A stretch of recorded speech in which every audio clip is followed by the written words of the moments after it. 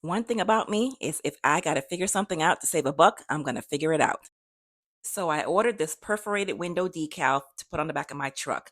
I confidently told them I'll install it myself, just print it. And here I am.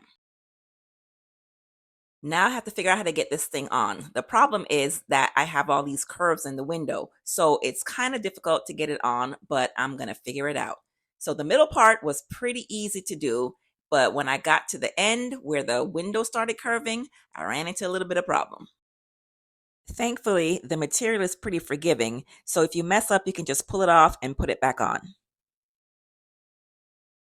I'm kind of in my groove now, getting it up into the corners real well and cleaning up around the windshield wiper, which was a challenge to get on.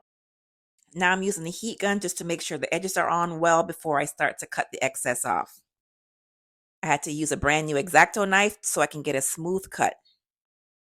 Now I'm over here acting like I'm some kind of expert who did this before. Peeling this off was so satisfying. Now I'm going to smooth this down, make sure all the air bubbles are out and that it's in place really well. And here's the end result. I think I did really well. Okay, bye.